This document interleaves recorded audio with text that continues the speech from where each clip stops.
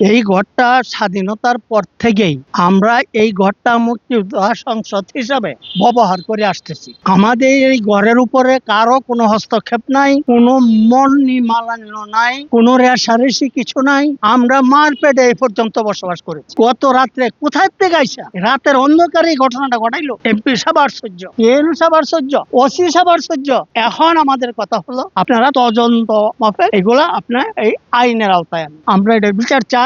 আমরা ৭১-এর মুক্তিযোদ্ধা, এখানে আমরা যারা আছি আমরা ৭১-এর মুক্তিযোদ্ধা। আমি দেলোয়ার হোসেন মজনু, উপজেলা মুক্তিযোদ্ধা সংসদের সদস্য সচিব। আমি আজকে সকালবেলা আমাদের একটা ছেলে এই আমাদের সংসদ অফিসের সম্মুখে লন্ডি চালায় এবং তার হয়েছে যে আমাদের অফিসটা দেখাশোনা করে এবং অফিস ঝাড়ু দিয়ে পরিষ্কার করে। ওই ছেলে সকালে আমার 6:30টার সময় জানায় যে কাকা কল দিয়ে বললো যে কাকা আপনি একটু তাড়াতাড়ি অফিসে আসেন, অফিস ভাঙচুর হয়েছে। এই কথা কই সে ফোন কাইটা দেয়। আমি আর কোনো কিছু না করিয়া আমি সরাসরি অফিসে আসি।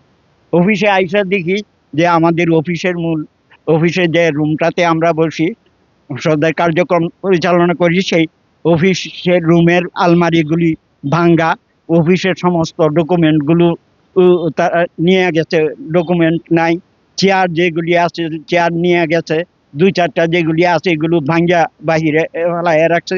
আলমারিগুলি ভাঙ্গা দিচ্ছে, ফ্যানগুলি নিয়ে গেছে, মিটার নিয়ে গেছে। এরপরে অন্যান্য অফিসের সামগ্রী যা ছিল তা কোনো কিছু একটাও নাই। যেগুলো নিতে পারছে নিচে, আর যেগুলি নিতে পারছে বাহিরে ভাঙ্গা অবস্থা পাই। আর পার্শ্ববর্তী আমাদের এই 2টা রুম ছিল।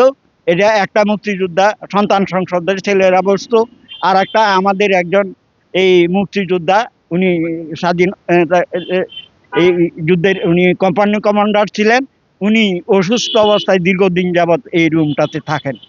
ওই 2টা রুম ভাঙ্গে একদম টিন শেড ছিল, ভাঙ্গে করে টিন টুন যা আছে সবকিছু নিয়ে গেছে।